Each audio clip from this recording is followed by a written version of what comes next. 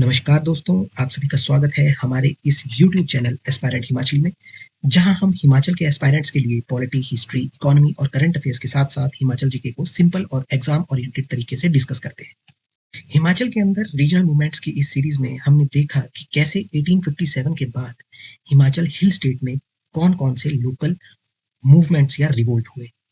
आज का हमारा टॉपिक रीजनल मूवमेंट का एक ऐसा ही इंपॉर्टेंट और फ्रीक्वेंटली आस्क्ड कॉन्सेप्ट है, जिसका नाम है झुग्गा रिवोल्ट ऑफ 1883।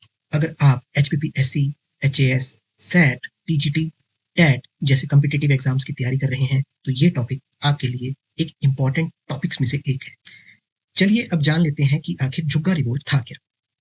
झुग्गा रिवोल्ट एक तरह का पीजेंट रिवोल्ट था, जो 1883 में कहलूर यानी बिलासपुर रियासत के राजा की क्रूर नीतियों के खिलाफ किया गया।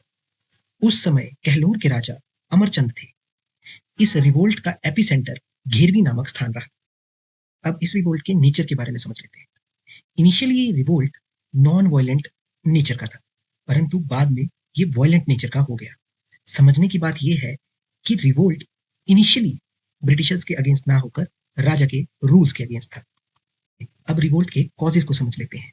असल में हुआ ये था कि राजा अमरचंद के शासन के दौरान land revenue and excessive taxes लोगों पे थोप दिए गए थे। साथ ही बिगार यानी फोर्स्ड लेबर की समस्या भी बहुत जोर पकड़ने लगी थी, जिसने लोगों को राजा के विरुद्ध विद्रोह करने पे मजबूर कर दिया। चलिए अब इस रिवोल्ट के कॉन्सिक्वेंसेस को देख लेते हैं। इस रिवोल्ट में खास बात ये थी कि राजा की नीतियों के विरुद्ध अपनी निराशा जताने के लिए घेरवी नामक स्थान के ब्राह्मण्स अपना घर छोड़कर घास के बने हुए झुग्गियों में रहना शुरू कर दिए और झुग्गी में अपने इष्ट देवता के झंडे लगाने लगे। जब राजा ने अपनी नीतियों को वापस नहीं लिया, तो अब ये लोग झुग्गियों में आग लगाकर खुद को जलाने लगे। अंत में ब्रिटिशर्स सेना को कहलूर बुलाया गया, जहां विद्रोह को दबाने की कोशिश की गई। ब्रिटिश सेना और आंदोलनकारियों के बीच में भयंकर भिड़ंत हुई और एक ब्रिटिश सेना का सैनिक निरंजन दास आंदोलनकारी गुलाबा सिंह नड्डा की गोली से मारा गया। अंत में ये समझ लेते हैं कि इस आंदोलन को झुग्गा आंदोलन क्यों कहा जाता है।